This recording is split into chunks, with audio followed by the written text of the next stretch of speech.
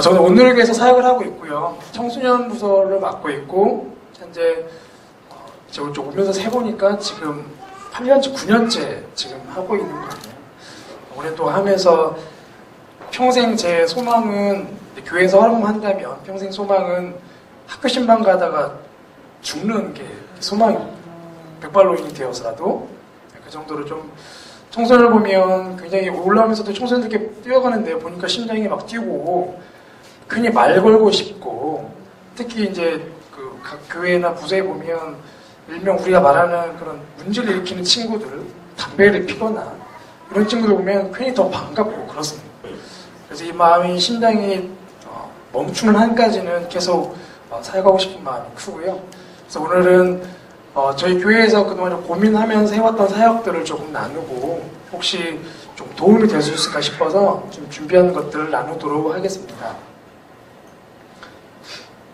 저희 교회를 이제 저희가 오랫동안 이제 저희 교회에서 사역을 하면서 한 가지 제가 느꼈던 건 저희 교회에서도 이제 패션 캠프라고 해서 예배 캠프를 매년 하다가 작년부터 제가 안 했어요. 왜냐하면 저희가 예배 캠프 그동안 지난 교회 역사 가운데서 한 3년, 4년 전까지는 청소년 사역은 무조건 예배이다. 예배가 살아나면 청소년이 살아난다. 이 모토 아래 예배에 모든 걸 쏟아부었거든요. 그렇게 해서 예배 캠프도 자체로 만들어서 진행을 하고 그렇게 해왔는데 한 10년, 12년 그렇게 사역을 하다 보니까 저희한테 고민이 생기기 시작했습니다. 그것은 무엇이냐면 청소년들 예배는 드리지만 속으로는 활성화가 안 되는 거예요.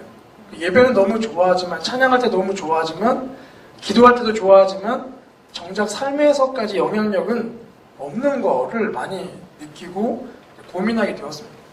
예배를 교회의 신앙이 뜨겁지 않은 친구들도 찬양에는 반응하고 설교에도 반응하지만 그 말씀이 삶으로까지 이어지지 않는 걸 보면서 또 뭐 저희 교회는 특징적으로 아이들이 많은데 그 아이들이 많지만 실질적으로 내가 믿음을 가지고 세상에 나와 있던 친구들은 20% 넘지는 않습니다. 대부분 아이들은 그냥 묻혀가다가 끝나는 경우가 많죠. 그래서 오랫동안 교사를 하셨던 선생님들 안에는 계속적으로 궁금하게 됐던 것, 의문점들은 양육에 대한 부분이었습니다. 또 저희 교역자가 한 2년, 3년, 짧게는 6개월 만에 부서가 이렇게 계속 바뀌다 보니까 부서 안에서도 뭔가 장기적인 플랜을 세우기도 어렵고요. 그런 고민을 갖다가 3년, 4년 전부터 양육 체계를 저희가 잡아야겠다 싶어가지고 약간 저희 청소년 사역팀의 좀 방향이 조금 바뀌었습니다. 그렇게 해서 쭉 지금 끌어왔는데요. 그 가운데 한 가지를 좀 오늘 저희가 나누려고 합니다. 네, 저희가 그 과거나 현재, 또 현재나 미래를 보면 공통적으로 저희가 느끼는 것이 있습니다. 과거보다 현재, 또 현재보다 미래의 모습을 보면 어떤 것들이 많이 느껴질까? 영상 하나 보고 나누도록 하겠습니다.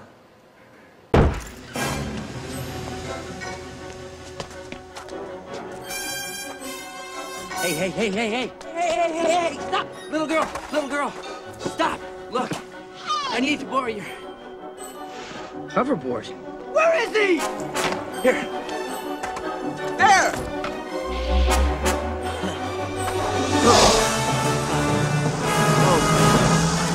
He's on a hoverboard! Get the board! Give me board!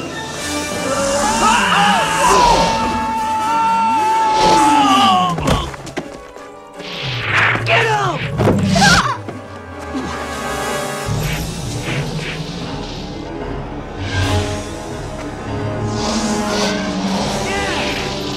Yeah, we got him!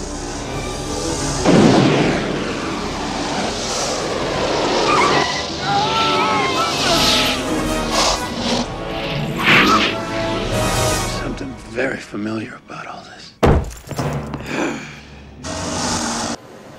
혹시 아실지 모르지만 백투더퓨처 2 영화 아니죠?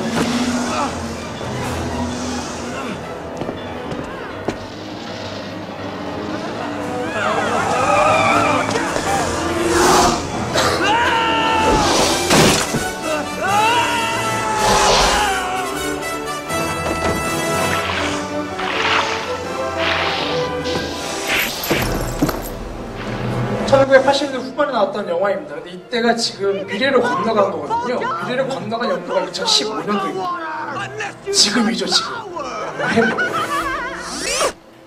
1980년대에 꿈꾸었던 2015년도의 모습과 지금의 모습을 한번 비교를 해보시면 좋을 것 같아요.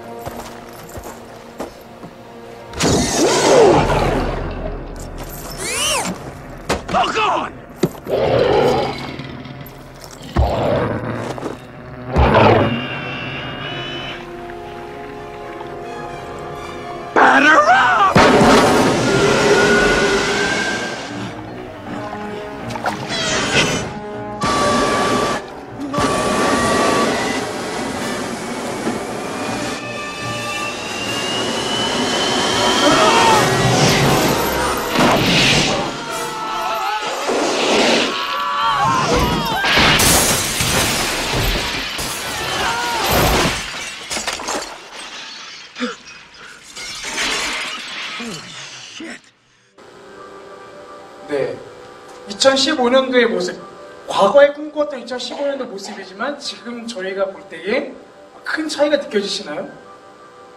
아마도 자세히 보신 분들은 경찰관의 모습도 현재랑 비슷하고요.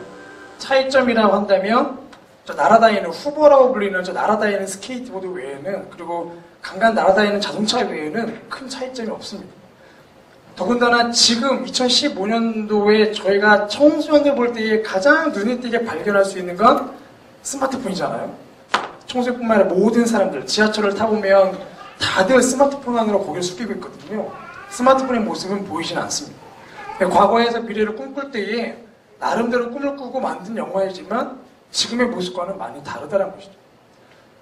과거에 비해서 현재, 우리 현재에 비해서 미래의 모습들을 쭉 연결해 보면 한 가지 화살표로 저희가 쭉 이어볼 수 있을 텐데요.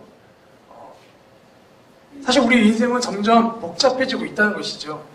그래서 만약에 제가 이 영화를 1편, 2편을 다시 보면서 느꼈던 한 가지는 과거에 있는 사람이 현재에 오게 되면 적응을 분명히 못하게 될 것이고, 그리고 현재에 있는 사람이 또 미래를 가면 분명히 적응을 못할 것이라는 것이죠. 이 영화가 보여주는 것도 똑같은 내용입니다. 왜냐하면 시대는 점점 복잡해지기 때문이죠.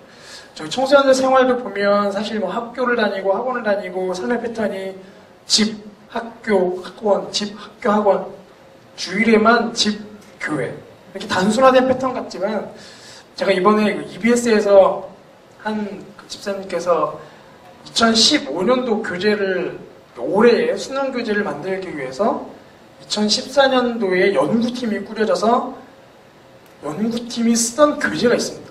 연구팀이 만든 연구용 교재가 있거든요. 이제 그 연구용 교재에서 해설 이런 걸 다 빼면 2015년 올해에 나오게 될 학생 교재인 거죠.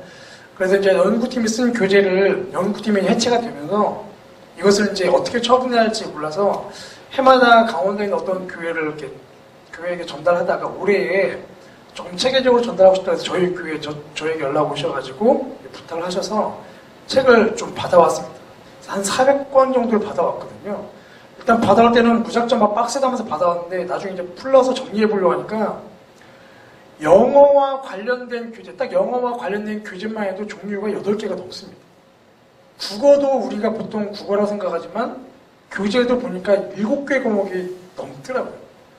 한 과목도 굉장히 복잡해져 있는 것을 보고, 또 수학도 제가 보니까 그 보통 저희 때 고등학교 때 배웠던 수학들이 중학교 교재에 나와 있더라고요. 세상은 점점 더 복잡해 가고 있다는 것이죠. 근데 저희의 사역도 보면, 저희도 저희 교회 사역을 돌아보면 예전에는 굉장히 열정을 가지고 이것저것 막 교역자 꿈꾸는 걸 마음껏 하다 보니까 너무나 많은 사역들이 펼쳐졌습니다. 그러다 보니까 학생들은 3년만 있으면 떠나게 되는데 그 학생들의 머릿속에는 뭔가 체계적인 양육을 받지 못하고 그냥 졸업을 하는 경우가 너무나 많다는 것이죠. 더 복잡해질 텐데. 그래서 저희 안에 계속적으로 고민을 하면서 어떻게 하면 좀 단순화시킬까, 어디에 집중할 것인가에 대한 고민들을 계속 했습니다. 다음 그림 한번 보시면 이 그림은 피카소가 그린 더 불이라는 그림입니다. 근데 이 그림이 보여주는 특징이 하나 있죠. 처음에 피카소가 그림을 그릴 때에 황소를 하나, 들소를 하나 그렸죠. 들소를 점점 그리다가 점점 단순화시켜서 결국에는 맨 마지막에 가장 단순화된 소를 그렸습니다. 이 작품이 보여주는 건 복잡한 거에서 단순한 것으로 넘어가야 한다는 것이죠. 현재 우리의 삶이 똑같습니다. 복잡한 거에서 단순한 걸로 넘어가지 않으면 우리 삶의 본질을 찾을 수 없다는 것입니다. 그래서 청소년 사역도 제가 이렇게 해보면서 느끼는 건 복잡하게 수많은 프로그램들을 돌려서 그 가운데 걸리는 청소년에게 어떤 배울 수 있는 기회와 양육의 기회를 주는 것보다 그 복잡한 걸 어떻게 하면 단순화시킬 거에 대한 고민을 더 하게 되었습니다. 복잡해진 것이 단순해지면 결국 그 안에 본질을 찾을 수 있게 되는 거죠. 특히 우리 청소년들 얼마나 바쁜가요? 굉장히 바쁘지 않습니까? 바쁜 청소년들에게 수많은 메뉴의 밥을 제공하기보다 수많은 메뉴를 줄여서 정말로 필요한 밥을 청소년들에게 주었을 때에 큰 효과가 있지 않을까. 그래서 저희 안에서 복잡한 거의 단순함의 사역들을 계속해서 줄여가는 사역들을 해야겠다는 생각을 하게 됐고요. 그런 과정 가운데에 저희가 하나 이제 찾게 된 것은 바로 큐티였습니다. 왜냐하면 큐티는 잘 버리는 훈련이더라고요. 계속 해보니까 제가 온누리교에 와서 계속 큐티를 하면서 느낀 건 큐티를 하면 삶이 굉장히 단순해진다는 거였습니다. 처음에는 큐티를 할 때 익숙하지 않아가지고 뭔가를 뭘 찾아내야 할 것 같고 찾아내지 않으면 교육자 입장에서 굉장히 부끄러울 것 같고 생각했는데 나중에는 큐티에 그 안에 그냥 빠져들다 보니까 하나님의 말씀을 묵상하다 보니까 무언가를 해야 하는 것보다도 하지 말아야 할 것들이 더 눈에 띄기 시작하더라고요. 그렇게 해서 큐티 훈련을 하다 보니까 결국은 큐티도 복잡한 삶을 단순하게 만드는 버리는 훈련을 시키는 것이 이제 큐티라는 것을 깨닫게 되었습니다. 그래서 잘 버리는 것이 본질을 찾아가는 과정이고 우리 청소년 사역 가운데서도 잘 버리다 보면 결국 남는 건 큐티라는 것이죠. 왜냐하면 하나님의 말씀이 있기 때문이죠. 그래서 제가 큐티 하나를 잡고 이제 이것을 어떻게 청소년 사역 가운데에 녹여낼 수 있을까라는 고민들을 이제 계속했습니다. 저희 온누리교회에서는 큐티 훈련을 오랫동안 이제 계속 해왔거든요. 실질적으로 어른들은 큐티 훈련을 많이 하지만 청소년들 또 청소년 이하에 있는 다음 세대 친구들에게는 사실 큐티 훈련이 그렇게 강화되지 않았었습니다. 한 3년, 4년 전부터, 5년 전부터 큐티 훈련을 시켜야겠다는 것들을 저희가 방향을 잡고 큐티 훈련을 하기 시작했는데요. 저희 교회는 참고적으로 두란노에 나오는 새벽나라라는 큐티 책을 저희가 쓰고 있거든요. 그래서 매월 초에 정기 구독을 신청을 하고 이제 그걸 전체적으로 큐티를 운동을 하고 있습니다. 이제 그렇게 하다 보니까 그것을 메인으로 잡게 되니까 다른 사역들이 조금씩 정리가 되더라고요. 이걸 하기 위해서 불필요한 것들을 버리는 작업을 저희가 하기 시작했었습니다. 그래서 잘 버리는 훈련이 곧 큐티라는 것을 제가 기억을 하고 이렇게 진행하도록 하겠습니다. 잘 버리면 본질이 남죠. 잘 버리면 본질이 남습니다. 잘 못 버리면 본질도 버리게 되지만 잘 버리면 본질이 남게 되죠. 그리고 본질을 발견하면 내적 변화가 일어납니다. 제가 큐티 훈련을 하면서 큐티 사역을 시작하면서 한 가지 발견하게 된 건 이 두 번째 문장이었습니다. 다른 거 안 해도 괜찮고 큐티만 하면 됩니다. 큐티만.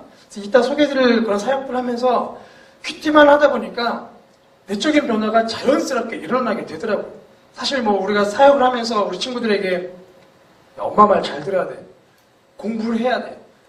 사실 저희 교역자가 설교 시간에 말하는 것도 사실 우리 아이들에게는 한 명의 어른이 말하는 걸로밖에 들리지는 않거든요. 다만 그 말을 성경을 빗대어서 이야기를 한 것뿐이지 성경을 빼면 어른들 잔소리와 똑같은 내용입니다.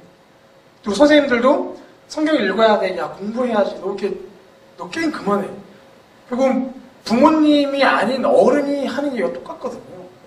그런데 이제 큐티를 하면서 그 안에서 이제 본질을 찾다 보니까 시간을 아껴야 하는 이유를 알게 되니까 내적인 변화가 일어나게 되더라는 것입니다.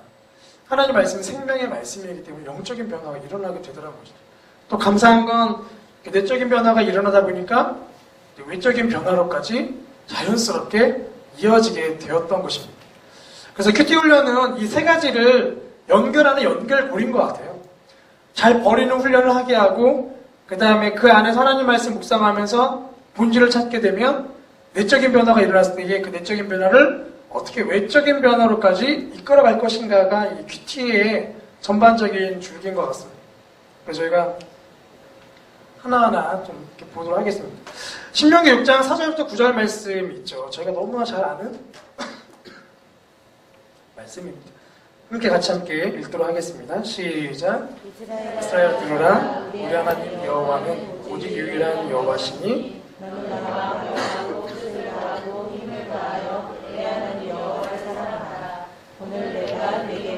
이 말씀을 너는 마음에 새기고 내 자녀에게 부지런히 가르치라. 강론할 것이며 너는 또 그것을 내 손목에 매어 기호를 삼으며 내 미간에 붙여 표로 삼고 또 내 집 문설주와 바깥문에 기록할지니라. 네, 아멘. 이스라엘 백성들이라면 유대인이라면 이 말씀을 가장 첫 번째 말씀으로 새기지 않습니까?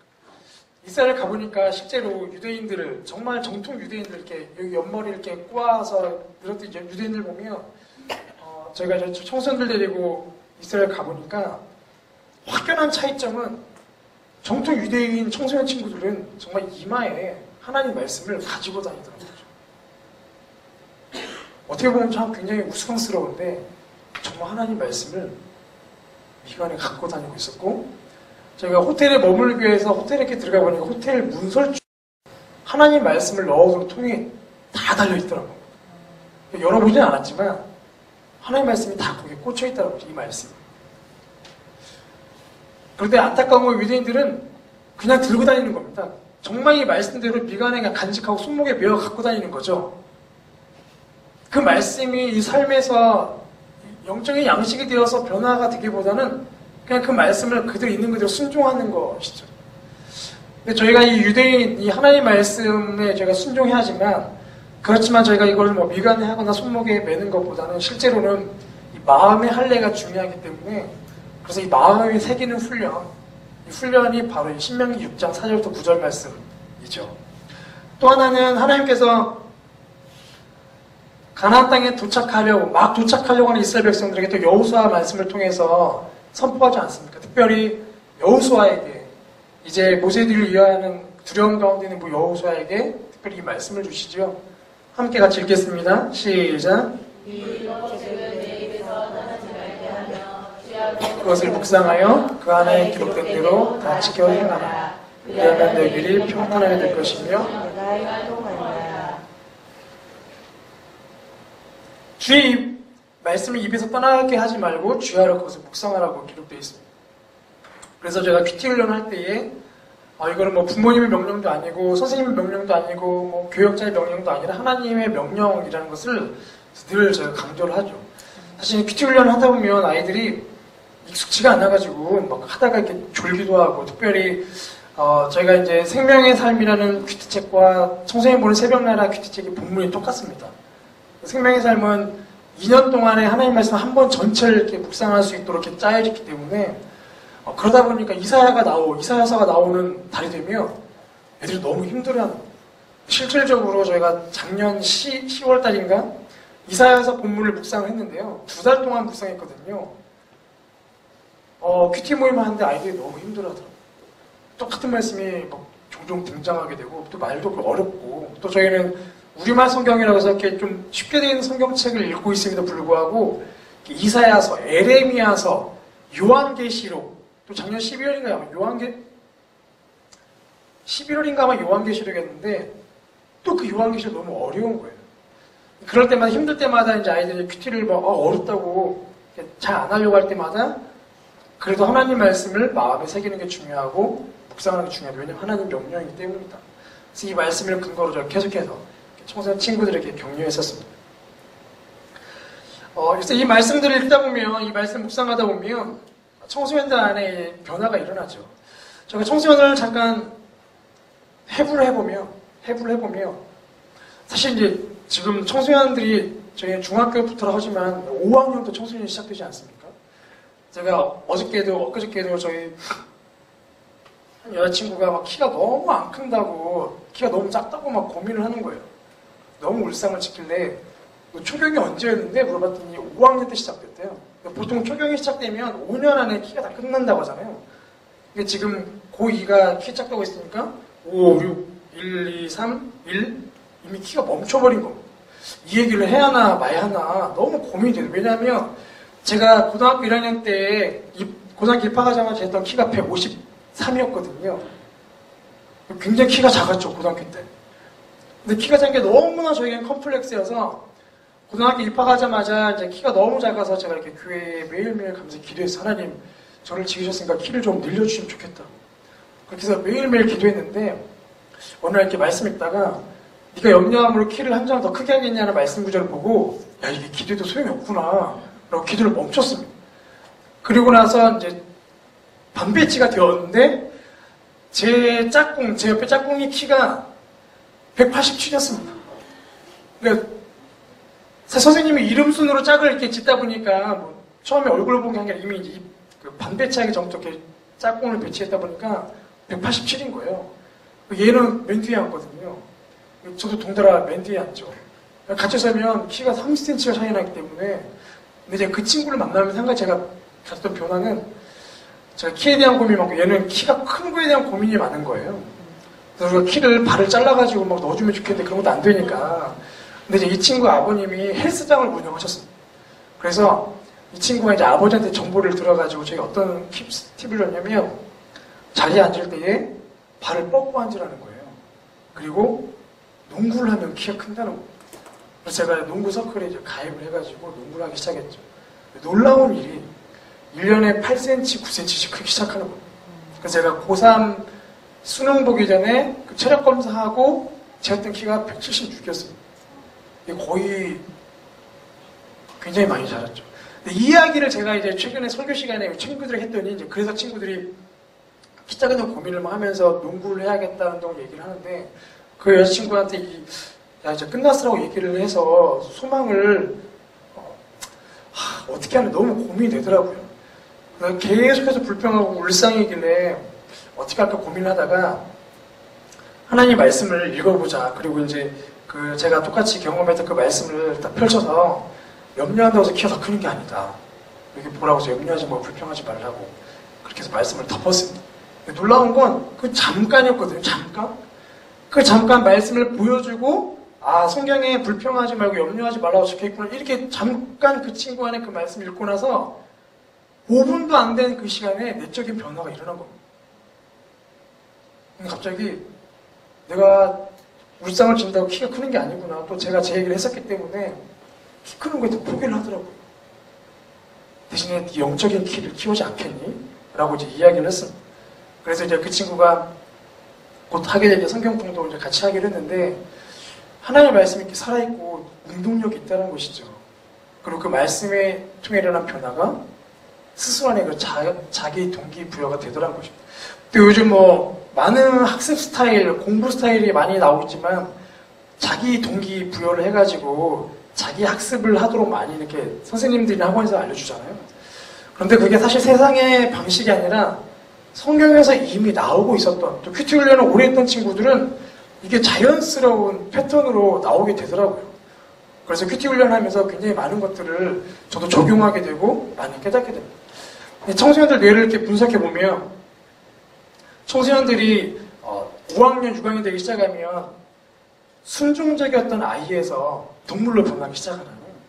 그래서 왜냐하면 뇌의 변화 속에 동물의 뇌가 급격하게 발달하기 시작한 때이기 때문에 감정에 의지하는, 감정에 의존하는, 철저하게 감정에 따라 행동하는 삶이 시작되는 것이죠. 그렇게 해서 욕도 하고 짜증도 쉽게 내고 특히 여자친구는 더 빠르기 때문에 더 빨리 짜증내기 시작하고 남자친구는 좀 느리기 때문에 과묵하다가 또 터지기도 하고 이제 그렇게 하면서 이제 저희가 말하는 이 앞에 있는 전두엽이 발달하기 시작하면서 이성을 찾기 시작하는 것이죠. 그렇게 하다가 21살, 22살 되면 비로소 이제 이성적인 생각들을 하기 시작하는 겁니다. 그래서 저희가 청소년대 할 때에 너는 야 생각을 왜 이렇게 그딴 식으로 하니라고 말해도 깨닫지 못하는 이유는 뇌가 발달되지 않기 때문이에요. 하나님이 그렇게 만들어놨습니다. 그런데 말씀을 묵상하면서 깨닫게 되었던 건 아무리 하나님께서 청소년 뇌의 발달을 그렇게 만들어놨다 하더라도 말씀 앞에서는 마치 이 아이가, 이 친구가 어른인 것처럼 말씀 앞에서는 깨달은 내용을 삶에 적용하게 되더라는 거죠. 이성적으로.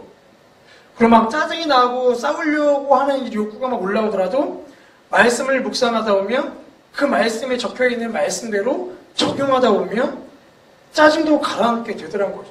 그래서 제가 깨닫게 된 건 사춘기라고 해서 아무리 생각 없는 게 아니라 사춘기라도 생각할 수 있고 그게 이제 하나님의 말씀과 믹싱이 되기 시작하면 굉장히 놀라운 힘이 생기다는 것입니다. 그래서 큐티에 대해서 더욱더 그런 필요성들을 많이 이렇게 느끼게 되었습니다. 그래서 어떻게 하면 우리 친구들에게 이제 큐티를 더 알려주고 큐티의 맛을 느끼게 해줄까, 이게 요즘 이제 저의 고민인데요. 제가 한 가지 느꼈던 건,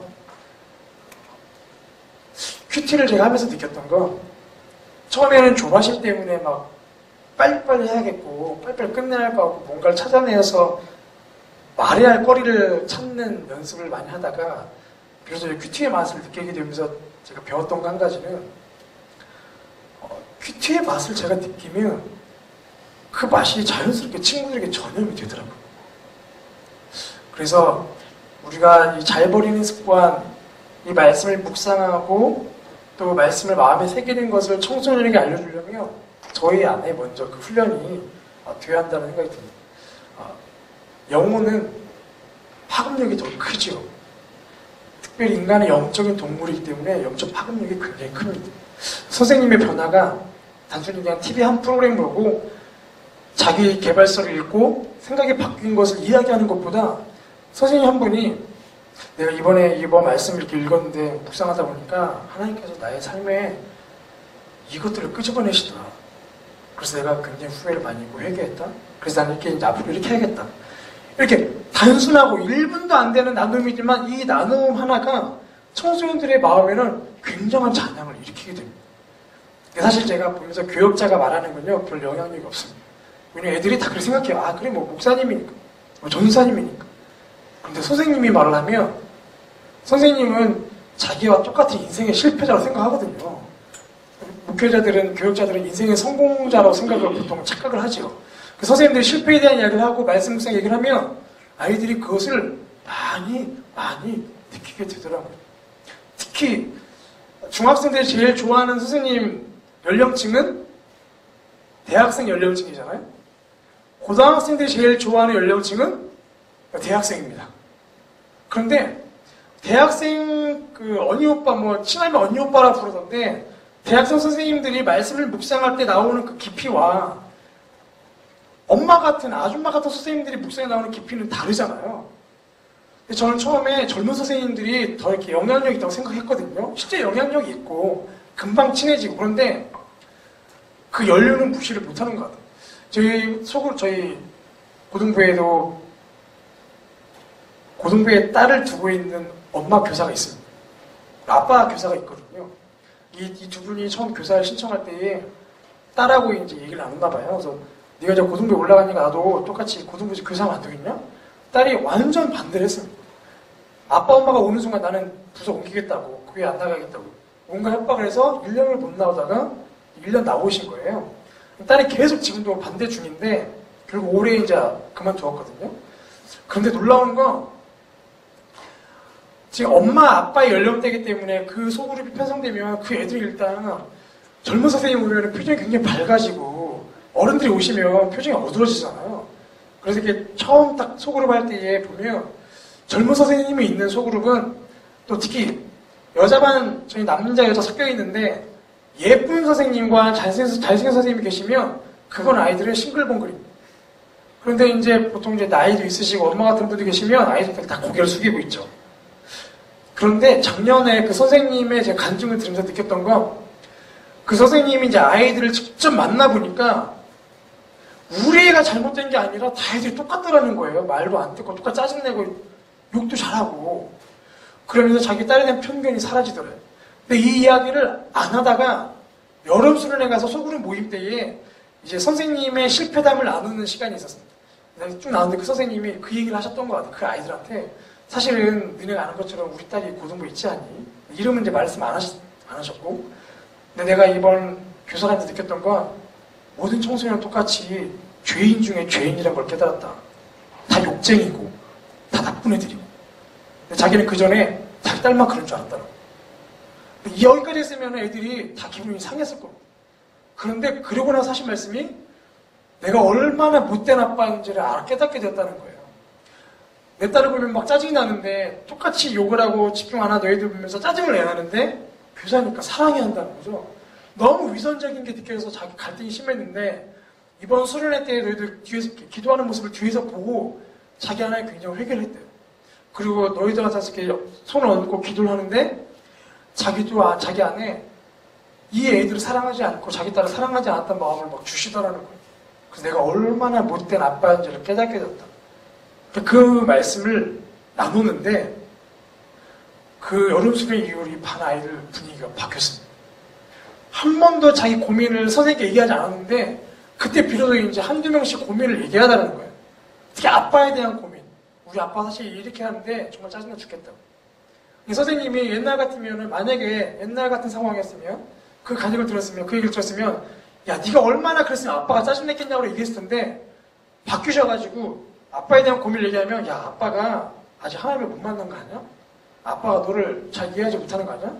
내가 통화 한번 해볼게. 그래서 그 친구의 허락을 받고 아버님이랑 통화를 하는 겁니다. 통화해서 아버님 뭐 이렇게 소통하면서 자기의 이야기를 하시는 거죠.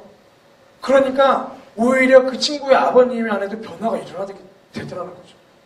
그러면서 그 반 아이들이 그 부모님에 대한 고민을 막 나누기 시작하더라고요. 제가 그걸 보면서 대학생 선생님들, 청년 선생님이 할 수 없는 일이잖아요. 사실 대학생 선생님들이 부모님 통화할 때에 아 어머님 뭐 우리 이번에 찬미를 보니까 이럴 때 어머님 찬미가 이번에는 학원 안 가고 여기 교회 좀 왔으면 좋겠습니다. 근데 좀 못된 부모님들은 그렇게 얘기하죠. 선생님 몇 살이세요? 아유 제가 20 몇 살이에요. 결혼 안 했죠? 네. 왜 안 키워봤으면 그런 말씀 하지 마세요. 그러면 선생님들이 할 말이 없는 할 말. 근데 이 아버님 같은 경우에는 자기 딸이 또 고등학생이니까 그렇게 얘기를 하니까 상대편 아버님께서 할 말이 없는 거예요. 그렇게 해서 그 사역들이 확장되는 걸 보면서 이 말씀 하나를 묵상하고 그 안에 일어나는 영적인 변화는 굉장히 파급력이 크다라는 것을 느꼈습니다. 이제 안타깝게도 이제 그 딸이 계속해서 아버님의 변화가 일어나기 시작하고 아빠가 집에서도 이제 딸을 보면 예전에 하지 않던 말을 하기 시작하는 거예요. 학교에서 오게 되면 딸 왔니? 수고 많았다라고 이런 말들이 예전에 없다가 이제는 이 소그룹 친구들을 대하다 보니까 이게 습관이 돼가지고 딸에게 자상해지니까 딸이 이제 그 변화가 싫은 거예요. 그래서 이제 교사하지 말라고 해서 사실 이제 이번에 내려놓으셨는데 이제 그 모습을 보면서 이 영적인 파급력은 굉장히 크다는 걸 느꼈습니다. 근데 교역자가 말을 하면 목사님은 목사님이잖아요. 별 영향력이 없는 것 같아요. 그런 의미에서 선생님들 역할, 특히 청소년 사역에서 선생님들 역할은 굉장히 큰 것 같습니다. 저는 장담하건대 교육자보다 선생님 역할이 청소년 변화를 일으키는데 굉장히 크다고 생각합니다. 그런 의미에서 여기 선생님들은 정말 놀라우신 거죠. 그래서 저도 선생님들에게 선생님들은 교사가 아니고 청소년 사역자입니다 라고 제가 이렇게 소개를 늘 하고 늘 그렇게 세뇌를 시키거든요. 청소년 사역자이죠. 그래서 이제 그 선생님들의 변화를 보면서 또 우리 청소년들 삶을 보면서 느끼게 되었던 건 이 하나님 말씀이 굉장히 힘이 있다는 것이었습니다. 또 저희 안에 학생들을 보면 학교하고 학원과 수많은 문제지들이 파묻혀 살아가는 학생들인데 큐티 사역을 하면서 제가 또 한 개 느낀 건 청소년들은 신앙생활하는 유일한 곳은 교회라고 막 생각 안 하거든요. 학교 가면 자기가 크리스천인 걸 나타내지 않잖아요.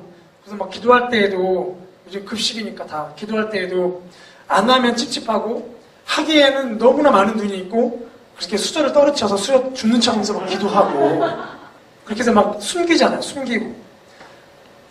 그런데 이 큐티 사역을 하다 보면 학생들이 자기가 믿음 생활하고 신앙 생활하는 곳이 교회뿐만이 아니라 이 교회라는 장을 벗어나서 학교와 학원도 믿음 생활하는 곳이라는 생각의 변화가 일어나게 됩니다. 그래서 학교 안에서, 가정 안에서, 학원 안에서 자기가 크리스천인 거를 이렇게 성경책 잘 안 들고 다니고 지금도 안 들고 다니는데요. 큐티책을 이제 들고 다니기 시작하더란 거죠. 그래서 큐티책 꺼내서 큐티하기도 하고, 그렇게 해서 다른 애들 관심을 갖게 되면 교회로 데려오기도 하고. 그래서 큐티는 또 보면 학생들의 삶의 장을 굉장히 확산시켜주는, 확대시키는 또 효과도 있는 것 같습니다. 그래서 큐티를 제가 하면서 뭐 여러 가지 묵상 방법이 있지만, 제가 학생들에게 소개하고 있는 방법, 큐티하는 방법과 큐티 적용에 대한 방법을 좀 먼저 나누려고 합니다. 말씀을 묵상할 때요, 저희가 뭐 수많은 방법이 있는데 하다 보니까 제가 이제 깨닫게 되었던 것들을 좀 정리해 보니까요, 묵상 방법을 이렇게 스페이스라고 저희가 이렇게 이니셜을 따가지고 진행을 하고 있습니다. 사실 외기 쉽게 이제 각색을 한 건데요, 제가 했던 건 아니고 두란노에서 이렇게 해줬는데, 제가 이렇게 한 5년 해보니까 이 5개를 벗어나서 묵상하는 케이스는 거의 없더라고요. 이 5개 중에 하나에 다 걸립니다. 친구들 묵상하다 보면. 첫 번째 S는 죄입니다. 죄. 말씀을 묵상하다 보면 다 죄에 걸리죠. 죄. 내가 거짓말했던 죄, 부모님과 싸웠던 죄, 친구랑 갈등 있는 죄, 이 죄에 다 걸리더라고요. 두 번째 P는 약속입니다. 하나님께서 나에게 어떠한 약속의 말씀을 주시는가? 여호와는 나의 목자시니 내게 부족함이 없다. 나의 목자시라는 약속의 말씀을 주시는구나. 그래서 힘을 얻게 되는 거죠. 그 다음에 A는 우리가 이제 피해야 할 행동들을 말씀하시더라는 거예요. 이 죄는 이미 저질러버린 과거인데요, 이 A는 앞으로 피해야 할 항목들이죠. 그래서 저희가 이제 큐티를 할 때에 가끔은 제가 친구들에게 가끔은 오늘 큐티를 하기 전에 오늘 너희들 마음에 좀 어려운 점인 사건들이나 어려운 감정이 있으면 먼저 이렇게 적어보라고 하거든요. 그러면 아침에 이제 하니까 부모님과 갈등하고 싸우고 나온 친구들은 아침에 부모님과 싸웠다. 또 요즘 친구 관계 안 좋은 친구들은 오늘 학교 가는데 그 친구 만나기가 두렵다. 뭐 이렇게 적거든요. 근데 그렇게 적고 말씀을 묵상하면 적었던 거에 다 걸리는 거예요. 그 중에 하나가 이제 이 바로 액트에 대한 부분입니다. 그러니까 뭐 가령 예를 들면 뭐 사람을 비난하지 말라는, 불을 품 때 해를 지기까지 불을 품지 말라, 이런 말씀 묵상하게 되면 내가 지금 엄마랑 싸웠는데 화가 지금 내 안에 있는데 그 말씀 묵상하면서 내가 이것을 피해야겠구나라고 죄를 지울 수 있는 상황을 미리 감지를 하고 보게 되는 거죠. 그래서 이제 이런 행동들을 피하게 되더란 것입니다. 네 번째는 명령입니다. 순종해야 할 명령. 아마 이거는 세 번째와 걸릴 수 있고 첫 번째와 걸릴 수 있는데요, 순종해야 할 명령들을 보여주시게 되더라는 거죠. 특별히 뭐 선한 거에 대한 행동들이죠. 선한 거. 부모님 말씀에 공경하거나 하나님 말씀을 전해하거나 친구를 용서하거나 등등 이 순종해야 할 명령들을 보여주고 있어요. 마지막 하나는 내가 따라야 할 모델입니다. 모델. 그러니까 중학생 친구들 같은 경우에는 조금 추상적인 것 같아요. 순종해라, 화내지 말라, 미워하지 말라, 좀 추상적인 개념인데, 만약에 다윗의 모습이 등장하면 골리앗과 다윗의 싸움의 본문을 묵상하면 그 다윗의 모습이 자기가 따라야 할 역할 모델이 되는 것이죠. 예수님의 삶을 묵상하다 보면 그런 역할 모델을 하게 되는 거예요. 이번에 요한복음, 제가 지금 새벽나라 생명의 삶의 요한복음 묵상하는 달인데 가나의 혼인잔치를 묵상하게 되었는데요, 한 친구가 그 얘기를 하더라고요. 제가 그 친구를 보면서도 참 대단하다 느꼈던 거는, 가나의 혼인잔치 보면 이제 포도주가 떨어지잖아요. 잔치가 이제 파장 분위기가 될 상황이죠. 근데 잔치가 파장될 분위기, 이런 백그라운드 사실 아이들의 머릿속에는 없지요. 그냥 포도주가 떨어진 겁니다. 그리고 마리아가 와서 자기 아들 예수한테 포도주가 떨어졌다라고 얘기하더라고요. 그리고 예수님이 얘기합니다. 어머니가 그게 나와 무슨 상관입니까? 아직 내 때가 이르지 아니하였나이다. 그러고 나서 엄마의 모습을 보니까 마리아가 그러면 아들아, 포도주가 떨어졌네. 아마도 뭐 뒤에는 어떠한 말이 나오지 않지만 뭐 그런 걸 기대하지 않았겠습니까? 너에겐 제자들이 있으니까 포도주를 빨리 만들어라. 아니면 옆 동네 가서 포도주를 구해올래? 아니면 너는 하나님의 아들이니까 포도주를 좀 만들어봐라. 뭐 여러 가지 기대하는 것들이 있겠지요. 그런데 그런 건 말하지 않고 포도주가 떨어졌다. 어머니께 무슨 말씀입니까? 근데 예수님의 대답이 약간 어머니 입장에서는 불순종과 거절감으로 느낄 수 있거든요. 예상한 답변은 그런 거야죠. 아, 알겠습니다, 어머니. 그럼 제가 포도주를 만들도록 하시오. 하늘에서 비가 내려서 포도주가 내게 한다든지. 뭐 이런 게 나왔어야 하는데, 어머님, 그게 저랑 무슨 상관이에요? 라고 따지는 거죠. 그런데 마리아의 다음 행동을 보면, 기분도 상했을 법한데, 하인들을 부릅니다. 얘들아, 처분이 시킨 대로 해라. 그리고 떠나시죠. 근데 그걸 묵상하던 친구가 어떻게 묵상을 했냐면, 마리아의 모습이 자기랑 너무 닮았다는 거예요. 그러니까 학교에서는 어떤 일이 있었는데 선생님께 뭔가를 제안을 했었는데 선생님이 조금 이 안 좋은 X라는 용어를 쓰면서 얘를 혼냈대요. 너는 항상 그딴 식으로 생각을 하냐면서 너는 머리 자체가 이상한 거에서 욕을 먹었나 봐요. 선생님에 대한 분노가 이렇게 차올랐던 거예요. 그런데 마리아의 모습을 보니까 전혀 당황하지 않고 하인들에게 또 다른 명령을, 마치 예수님이 곧 뭔가를 말할 거니까 따르라고 말을 하더라고요. 근데 자기 안에 그 모습을 보면서 사실은 오늘 학교에 가서 선생님을 보고 자기가 막 따지고, 사실 요즘 애들은 뭐 그런 거 많이 하잖아요. 선생님한테 당당히 따지기도 하고 그러잖아요. 따지려고 그랬었나 봐요. 근데 그 말씀 묵상하고 나서 아, 따질 게 아니구나. 내가 거절당한 걸로 내가 느낄 수 있지만 사실은 거절당한 것이 아닐 수도 있다라고 생각을 했다는 거예요. 그리고 선생님이 오늘 나에게 뭔가를 말씀하시면 그냥 그걸 순종하자라고 묵상을 했습니다. 역할 모델을 발견한 거죠. 그 어머니 마리아의 모습을 보면서 역할 모델을 발견한 거예요. 이 성경이, 신약 성경은 특히 이제 그림 용어, 그림 언어가 많다 보니까 이런 역할 모델들을 금방 보게 되는 것 같아요.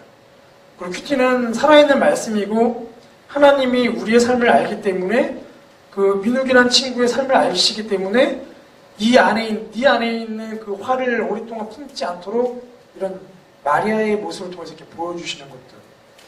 그래서 말씀 묵상하다 보면 5가지에 항상 다 걸리는 것 같습니다. 그래서 그렇게 묵상들을 하다 보면 이제 묵상한 걸로 끝나는 게 아니라 내적인 변화가 이렇게 일어나지 않았습니까?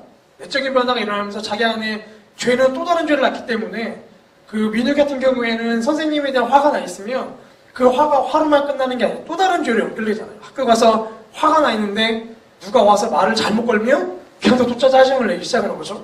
또 걔랑 또 싸우게 되는 거죠. 그럼 기분이 완전히 잡치죠. 그럼 밥도 안 먹게 됩니다. 뭐 계속 풀리지 않으면 집에 가서 또 엄마가 야, 너 왜 이제 와? 그러면 또 엄마한테 막 또 온갖 폭언을 쏟아내고 문을 뻥 닫죠. 문 부서지죠. 그럼 아씨, 이거 문 또 왜 계속해서 수많은 죄가 연결될 수 있는데, 내적인 변화가 그 말씀을 통해서 자기가 이것을 버려야 한다는 것을 깨닫게 되면서 믿음이라는 본질을 또 찾게 되죠. 내적인 변화가 일어납니다. 내적인 변화만 끝나면 안 되죠. 이렇게 외적인 변화로 일어나기 때문에 중요한 건 적용이죠.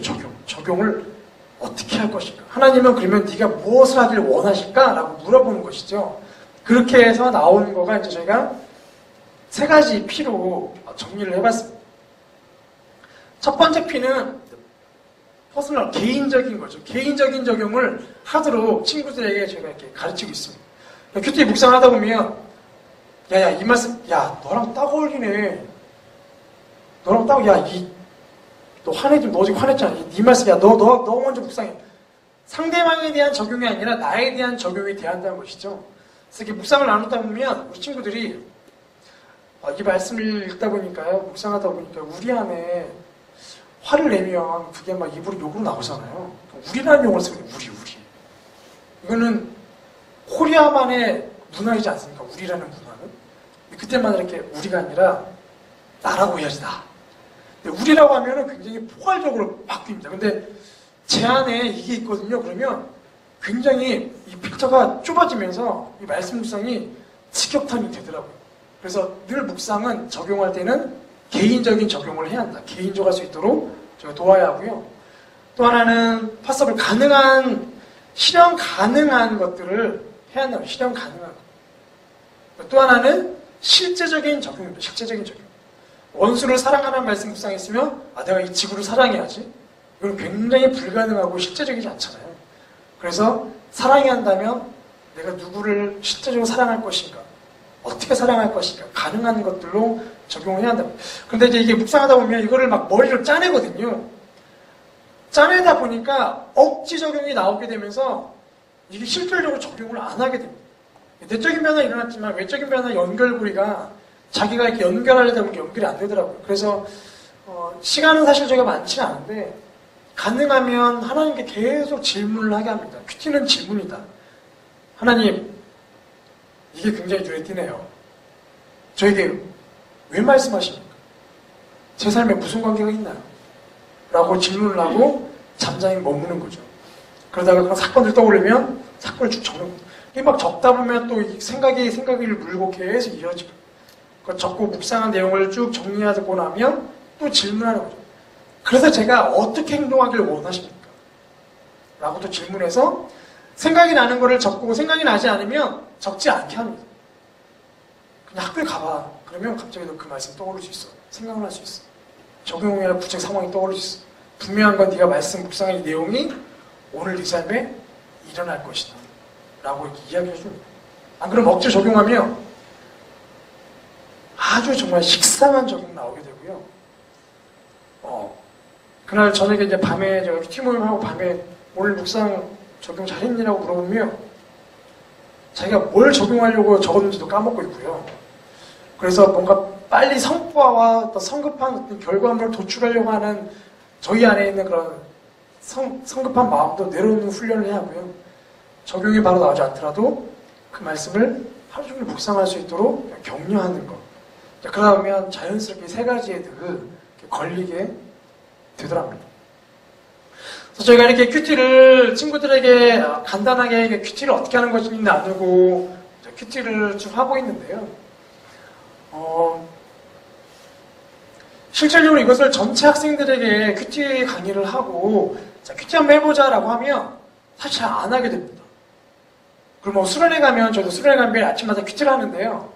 저희는 이제 또 큐티 방송을 찍으니까 특별히 제가 이제 CGN TV에 요청해가지고 저희 수련회 가게 되면 저희 수련회에 해당되는 그 날짜에 영상 촬영을 담당하는 교역자가 있는데 좀 특별히 요청을 해서 제가 찍는 거죠. 저희 수련회 친구들 위해서 찍어서 편집을 조금 해달라고 해가지고 받아서 아침에 틀어줍니다.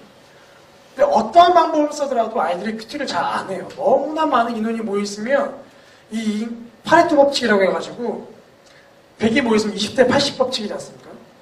20명의 사람이 80명을 이끌어가죠. 변화는 20% 안에서밖에 일어나지 않습니다. 80%는 대중 속에 파묻히게 되거든요. 그래서 많은 친구들에게 많은 걸 알려주고 싶은 선한 욕심에 많은 학생들에게 이것들을 알려주지만 실제로는 많이 안 하게 되더라고요. 누수 효과가 너무나 많았습니다. 그래서 제가 찾았던 것이 다음 소개할 사역들입니다. 저희가 세 가지를 이제 소개를 하려고 하는데요. 첫 번째는 저희가 세븐업이라는 사역입니다. 이거는 9년 전에 저희가 이 사역을 했다가 한동안 좀 안 하다가요. 2년 전, 3년 전 다시 이제 부활해가지고 본격적으로 하고 있는 사역입니다. 저희 교회는 세븐업을 청소년팀에서 세븐업을 하고 나서 대학부 청년부에 이거 똑같은 이제 사역이 생겼는데요. 홀리스타라고 해가지고 이제 직장인들이 가장 많이 모이는 곳에 카페나 이런 곳을 제가 이야기해가지고 그 장소를 빌려서 새벽 6시에 모여가지고 그 자리에서 이렇게 말씀 묵상하고 그 다음에 이제 그 카페와 계약해서 일정량의 커피나 빵을 그 청년들 대학생 나누고 이제 학교나 직장으로 흩어지는 거거든요. 그래서 대학 청년부는 이제 그렇게 해서 아예 홀리스트라고 해서 이렇게 정해져서 아예 지금 하고 있는데요. 제가 초창기 시작할 때에도 동일하게 이렇게 시작했었습니다.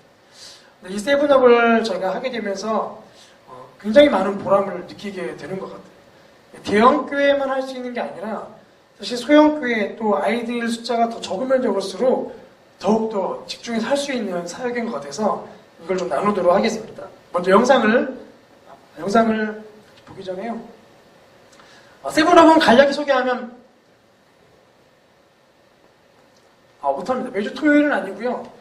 일주일 중에 한 날을 정해서 하루를 정해서 아침 7시에 학교 앞에 한 지점을 장소를 정해서 거기서 큐티를 하는 거거든요. 카페가 있으면 카페를 정하고 김밥집이 있으면 김밥을 정하고 지금 진행하는 걸 보면 파리바게트가 7시에 문을 열거든요. 매장을. 주로 좀 파리바게트 아니면 스타벅스는 비싼데 스타벅스 아니면 교회 어떤 아시는 어른이 하는 김밥집 이런 데를 해가지고 아침 7시에 모이고 있는데요. 영상 한번 보도록 하겠습니다.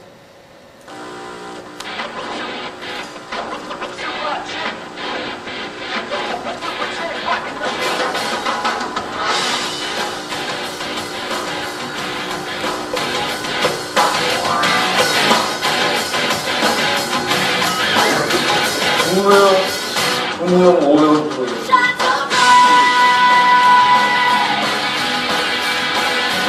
7가지의 업을 가지고 하고 있는데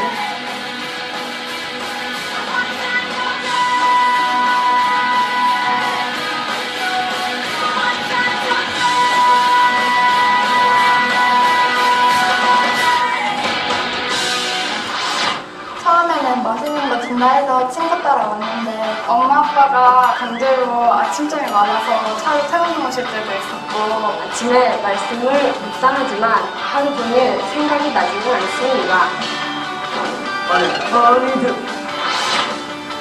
큐티에 대해 잘 몰랐던 중학교 때 큐티에 대해 잘 알아가고 어떻게 하는지 한 방법에 대해 배워갈 수 있어요. 실무업을 통해서 그날 하루를 어떻게 보내야 될지 하나님께서 주신 말씀을 갖고 어떻게 학교에서 어떻게 실천해야 되는지 하면서 좀 더 뚜렷한 목표가 생긴 것 같아요. 처음에는 많이 피곤하겠지만 세븐업을 통해서 하나님과 많이 가까워지고 익숙해졌으면 좋겠어요. 일찍 일어나야 된다는 생각에 세븐업 오시는 거 고민하시지 말고 밤보다 더 많은 걸 얻을 수 있는 세븐업을 꼭 오세요. 모두 일찍 일어나서 세븐업에서 만나요. 환영합니다.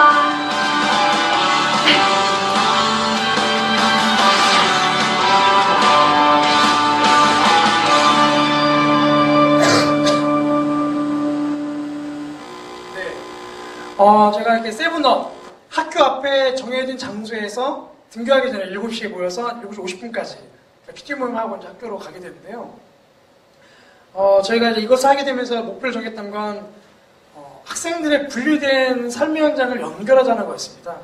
아까 말씀드린 것처럼 신앙생활, 믿음생활은 교회에서만, 학교와 학원과 가정은 신앙과 관련 없는 곳. 이렇게 생각이 쉬워서 삶의 현장을 연결시키자. 그러려면 교회에서뿐만 아니라 아이들이 가장 많은 시간을 보내는 곳에서도 큐티를 해야 한다. 그래 실질적인 영적인 변화가 일어나고 다니엘과 같은 삶을 살 수 있다. 그래서 세븐업을 시작했습니다. 두 번째는 이제 학교는 아이들이 사실 3년 지나면 졸업할 곳으로 생각하기 때문에 학교에 대한 애정이 없거든요.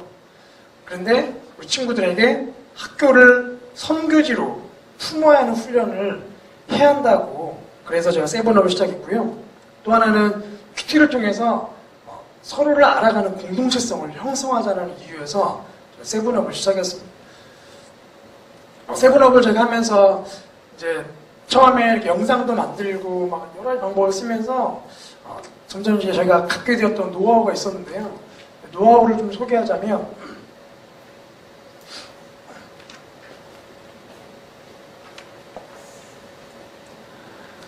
숫자로 승부하는 거예요. 숫자로. 처음에 이제 아이들에게 저희가 이제 3월달 계약을 하면 세븐업 시작한다 모여라 해서 이렇게 막 모였었는데요. 그렇게 하다 보니까 처음에는 신기하고 많이 나오는데 점점 숫자가 줄더라고요. 사실 쉽지 않죠. 아이들 입장에서 늦게까지 공부하고 새벽에 1시간 일찍 일어나 나오기 때문에 쉽지 않지만 그래서 저희가 숫자로 승부해야 한다는 것을 알게 되었습니다. 이것은 무엇이냐면 아까 보여드린 것처럼 뭐 추석과 같은 개념인데요. 한 학기에 딱 열흘만 하는 거예요. 열흘. 중학생 같은 경우 열흘, 고등학생은 15일. 그래서 열흘 동안 추석부를 예쁘게 만들어서 열흘 동안 올 때마다 스티커를 제공하는 거예요.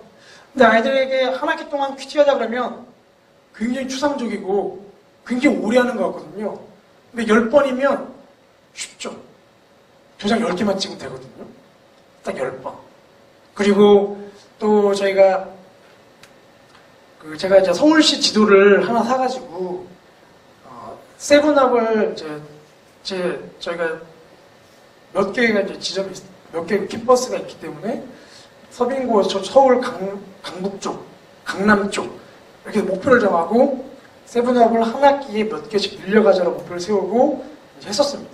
예전에 제가 다단계에서 일을 해보니까 다단계에서 이제 교육 파트를 맡아가지고 강의를 하다 보니까 느낀 건 우리가 오늘 뭐 몇 개를 팔자, 몇 명을 만나자 수치를 말하지 않으면 머릿속에 늘 추상적이어가지고요. 나가도 이렇게 사람을 만나고 대화를 하다 보면 어떨 때는 한 사람만 종일 만나다 끝나는 경우도 있고 어떤 때는 이 사람 만나다 실패하면 안 하게 되더라고요. 근데 오늘 내가 만날 사람 5명 머리 정하게 되면 머릿속에 그 5이라는 숫자가 있기 때문에 한 명 실패하면 또 다른 누군가를 바로 찾으러 갑니다. 5개를 이루기 위해서.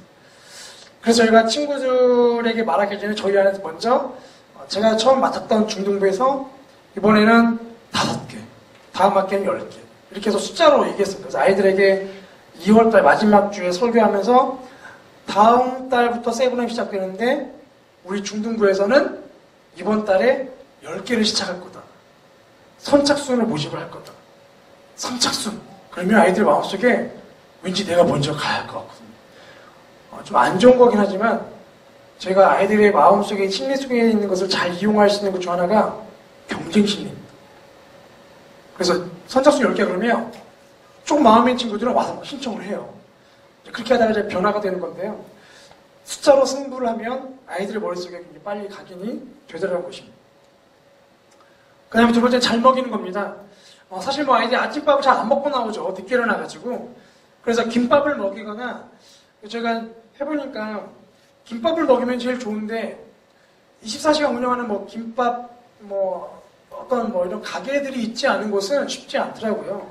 대신에 아침에 7시에 뭐 파리바게트에서 모인다 그러면 거기 나온 샌드위치나 이런 음료, 우유 같은 게 있기 때문에 이상하게 또 애들은 그런 게 끌리죠.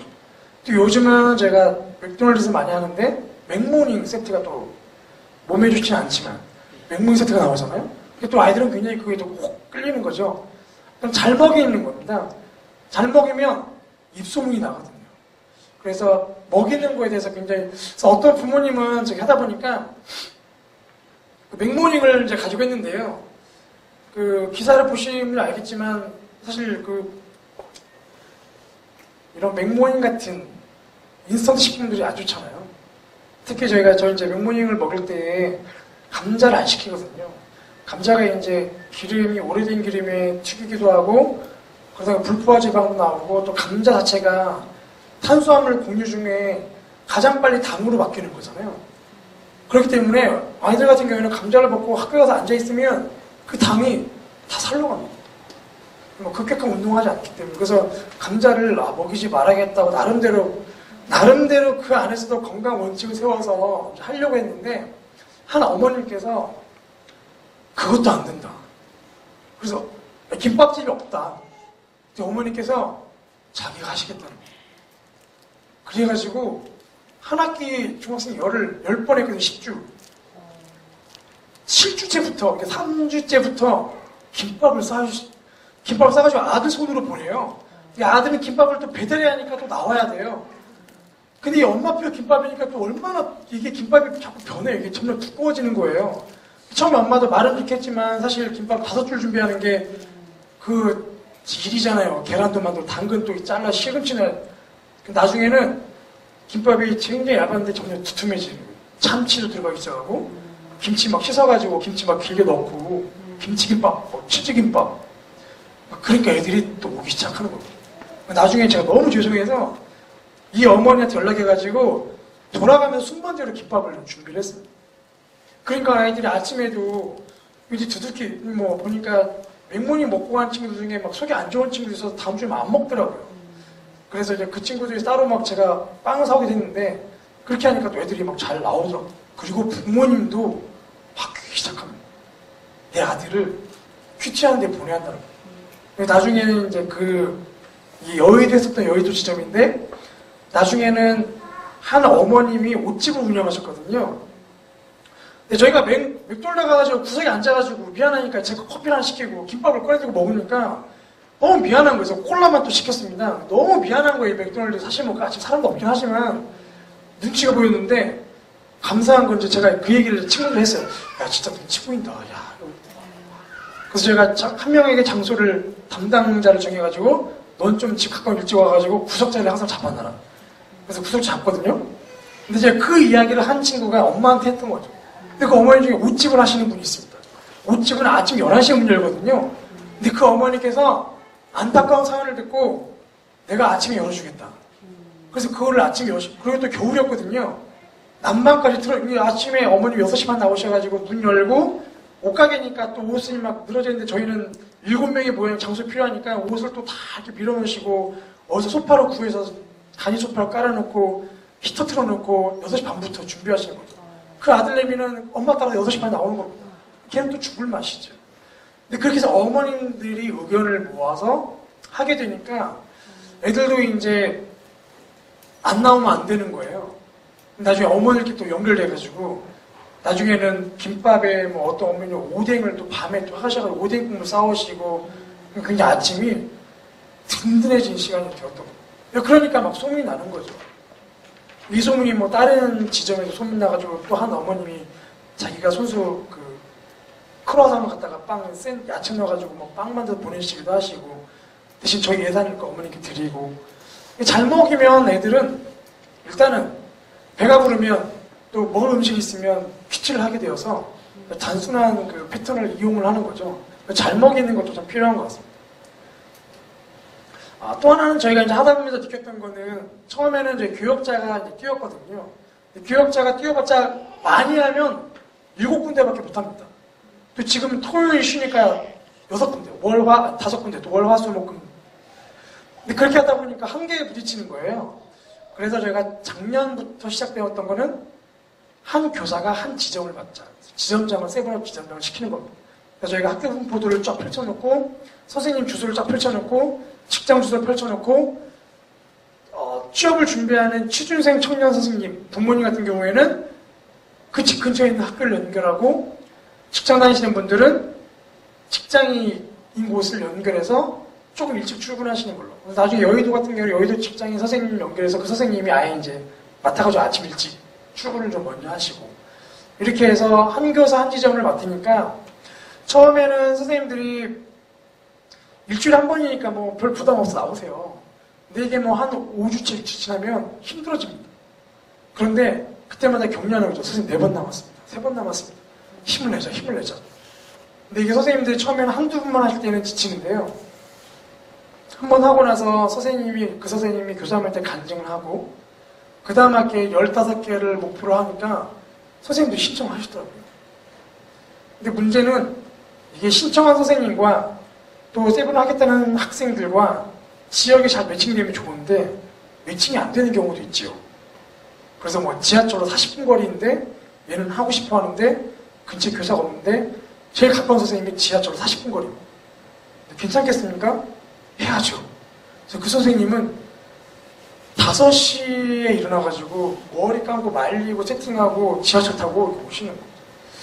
근데 그렇게 하다 보니까 선생님들 안에 그 열정이 살아나기 시작하고, 그리고 선생님들도 큐티 훈련을 하기 시작하고, 사실 뭐 선생님들도 해보면 이제 자 오늘 말씀 어땠지? 이렇게 펼치잖아요. 근데 이것도 펼치는 걸 잘 펼쳐야 돼요. 그날 말씀을 딱 펼치면 좋은데 이게 드르륵 넘기다 보면 사실 큐티 안 한 장이 나타나면 큐티 부끄러운 거예요. 그러니까 수요일날 세분 하게 되면 그 선생님은 화요일날 말씀은 무조건 묵상을 해가는 겁니다. 그러니까 넘길 때 혹시나 넘어갈 때에 그 전날 했다는 것을 애가 보여주려면 선생님들 안에도 큐티를 하겠다는 부담이 생기는 거죠. 그리고 실제 아이들을 만나면서 8주차 9주차 되면서 아이들이 변하는 걸 보면서 이게 청소년 사역이구나 이걸 또 배우기 시작하시는 거고, 또 그렇게 해서 그 세븐답 지점장 선생님 모여서 다음에 또 어떻게 하면 아이들이 꺼져 더 잘할 수 있을까요? 그러다 보니까 뭐 그 지역 정보도 얻게 되고, 그 선생님이 다른 선생님을 또 막 낚아옵니다. 낚아와가지고 나랑 같이 하자. 그래서 두 선생님이 맡아서 하시고, 또 그렇게 하다 보니까 선생님들이 나름대로 아이들이 좀 모이면 연락병 세워서 네가 연락을 이렇게 돌리고 뭐 이렇게 하기도 하고, 그렇게 하면서 선생님들 한 분 한 분이 또 역량이 굉장히 커지는 것들 변화도 느끼게 되고요. 세븐업을 하다 보니까 교사 모임 분위기가 또 굉장히 뜨겁습니다. 제가 올해 이제 부서를 작년에 부서 옮겨서 고등부 했는데, 저희 중등부 그 목사님이 멋 모르고 선포를 했습니다. 이번 학기에는 30개 지점을 하자. 근데 선생님이 뭣도 모르고 30분이 정말 오셨어요. 30분이. 그 30분 선생님이 일단은 자기 집 근처에 있는 학교 리스트를 받아가지고 그 애들 연락했습니다. 세븐업을 하자. 그 애들은 뭣도 모르고 중학생들이니까 알겠다고 나왔습니다. 30개를 했습니다. 다음 학기에 40개를 했습니다. 그러니까 이게 분위기가 이게 굉장히 많이 바뀌기 시작하더라고요. 그렇게 하다 보니까 또 아이들 가운데에는 자기는 세븐업을 한다라는 멤버십들이 이제 강화가 되기 시작했습니다. 아까 이렇게 보셨는지 모르겠지만 그 세븐업 포스터를 만들고 추석불 만들고 동그란 거 하나 있었거든요. 이제 그게 핸드폰 클리너입니다. 핸드폰 클리너에 아예 그렇게 디자인해가지고 세븐업 한 친구들에게만 이렇게 나눠주는 거죠. 그래서 너는 세븐업 멤버, 세븐업 멤버. 우월의식이 아니라 나는 말씀을 묵상하고 있는 사람이나 스스로 자긍심을 높여주는 거예요. 멤버십을 하니까 이게 이제 그 친구들에게는 나름대로 그런 자긍심이 생기고요. 이게 소그룹 모임 때 일주일 동안 있었던 얘기를 하다 보면 세븐업 얘기를 하잖아요. 그러니까 다른 친구도 하고 싶어서 또 오게 되고 또 자기가 그런 멤버십이 생기니까 당당하게 다른 누군가를 초청도 할 수 있고 이런 여러 효과가 나타나더라고요. 마지막 제일 중요한 건 이제 개근상인데 개근상. 그래서 출석부를 만들었기 때문에 개근상을 주는 거죠. 그래서 제가 저희 청소년 부서의 예산 중에 근 한 60%가 여기 세븐업에 들어가는 것 같아요. 근데 애들이 너무 많이 하니까 예산도 모자라가지고요. 그래서 저희가 이제 막 후원을 받거든요. 후원을 받는데 작년에는 믿음으로, 2학기 때는 믿음으로 처음 시작할 때 아이들에게 딱 얘기했습니다. 이번 세븐업 개근상은 CGV 영화권. 그 전에 문화상품권을 주다가 영화권을 주니까 3,000원이 올랐잖아요. 목숨 걸고 하더라고요. 그리고 이제 끝나고 나서 예배 시간에 이제 세븐업 개근한 친구들 다 나오게 해서 CGV권을 나눠주는데 그게 이제 이 앉아있는 친구들이 굉장한 동기부여가 되는 겁니다. 그래서 제가 지금 3월달 시작도 안 됐는데 벌써 세븐업 언제 시작하냐고 애들이 막 이야기를. 그래서 이번 학기에는 CGV가 상품이 아닐 수도 있는데 그랬더니 괜찮다라는 거야. 더 오르지 않겠냐는 거죠. 아이들은 그 개근상에 대한 또 나름의 그 상에 대한 그 효과가 있었습니다. 그래서 저희가 이렇게 좀 기획을 좀 하면 숫자를 통해서 아이들에게 좀 각인시키고 그리고 선생님들 한 분 한 분을 독려를 하고 또 부모님께 연락하여서 이러한 것들을 좀 도움을 요청을 받고 잘 먹이 이렇게 하다 보면 아이들 안에 큐티도 큐티지만 일단은 그 자리에 나와서 펜을 잡게 되고 말씀을 열게 되더라고요. 제가 이 큐티 모임을 하면서 제가 꿈꾸게 되었던 것 그리고 실제 나타났던 것들을 보면 큐티 모임으로 끝나는 게 아니라 아이들 안에 이제 학교 중보기도 모임으로 바뀌기 시작하더라고요. 큐티를 하다 보면 제가 한 번은 이제 큐티를 하면서 오늘 말씀을 묵상을 쭉 하고 묵상을 나누다 보니까 한 친구가 자기네 반에는 자기 빼고 욕을 다 하는 것 같더래요. 너 욕 안 해? 너 욕 안 해요. 옆에 친구가 웃기시네. 너 욕하자 했더니 미친놈 내가 무슨 욕을 해요? 그러는 거예요. 걔는 그 미친이라는 단어가 욕이라 생각 안 하고 있던 겁니다. 근데 뭐 애들은 당연하죠. 뭐 미친, 지은, 니은 이런 거는 욕으로 생각 안 하죠. 그냥 일상 용어로 생각하는 거죠. 그래서 야 그게 욕이야. 그러니까 이게 무슨 욕이야? 이거 애들 다 쓰는 거라고. 야 그게 욕이야 이놈아. 근데 목사님도 욕하네요. 야 놈이 무슨 욕이냐? 그래서 막 그러다가 그날 그러면 학교를 위해서 기도하자. 너희 반 욕을 다 하면 욕을 안 하는 반으로 막 바꿔달라고 기도를 하자. 근데 애들이 기도를 하더라고요. 놀라운 건 이제 이건 한 4년 전에 있었던 일인데 그렇게 세븐업을 하면서 한 여학생이 비전을 품었던 게 2학년이었거든요. 학교 안에 기도 모임을, 큐티 모임을 만드는 게 이제 비전이 생겼습니다. 느헤미야 말씀인가 묵상을 하면서 그 성벽을 딱 52일만 성벽을 완성한 걸 보면서 자기가 52일 동안에 해야 할 것이 무엇인가를 고민하다가 도전하겠다 했던 것이 학교 큐티 모임을 만들어 보겠다. 52일 동안 도전해보겠다. 그래서 그 큐티 모임을 만들었는데 한 학기 동안 내내 그렇게 하다가 어렵게 한 명이 왔습니다. 그 한 명과 큐티 모임을 시작한 거죠.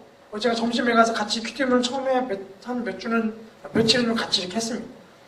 그렇게 2명이 시작했는데 그 다음 학기에 이제 공식적 동아리를 요청해서 동아리가 신청이 되고 동아리 모임 만들어서 학교에서 이제 공식적으로 이제 홍보를 하고 모집을 했는데 그 회사 애들이 온 거예요.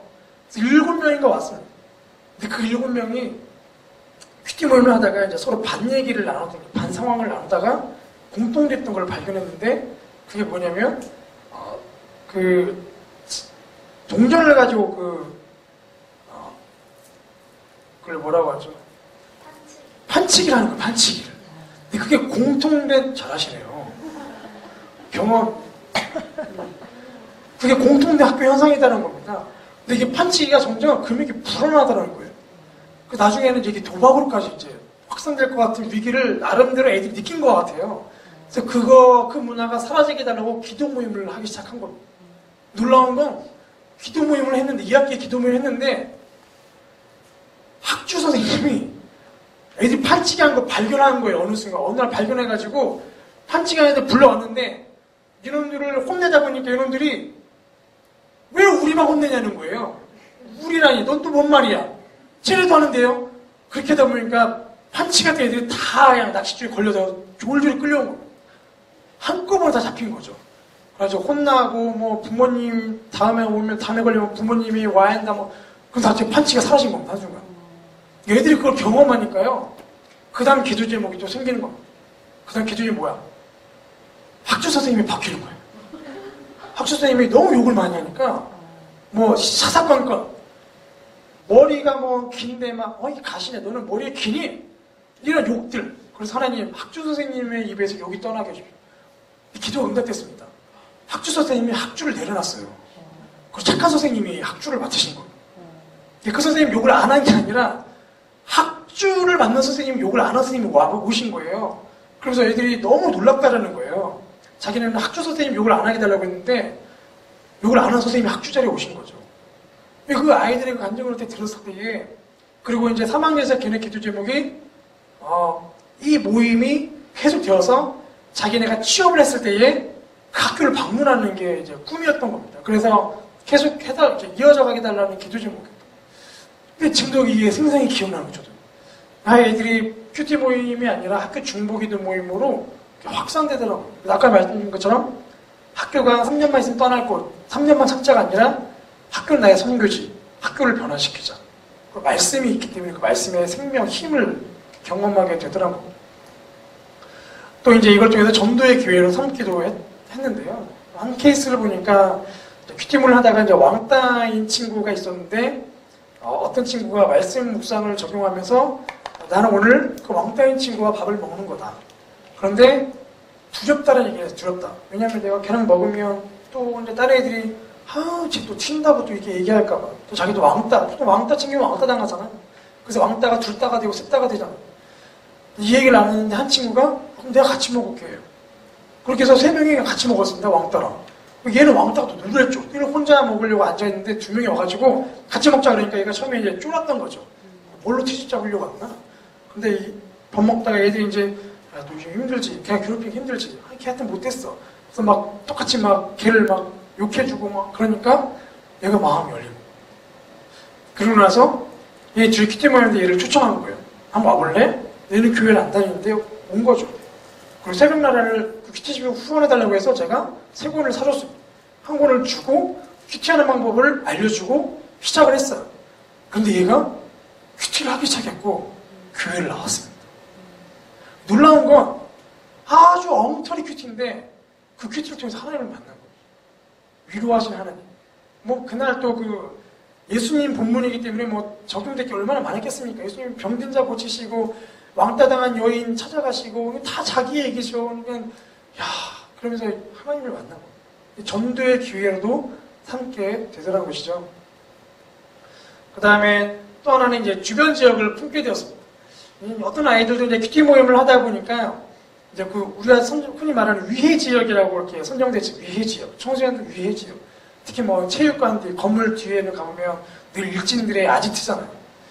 이제 친구들이 니에미아에 하여튼 뭐 말씀 묵상하다가 땅밟기를 이제 시작했습니다. 그래서 하나님 우리 학교가 옛날에 미션스쿨이었는데 지금 미션스쿨의 명성 다 사라져버리고 형식적인 채플이 있고 하나님 이 학교 회복되게 해주죠. 기도 모임 시작하고 흔히 말하는 그 위해 지역, 어둠의 사각 지역을 다니면서 기도 모임을 시작했던 거예요.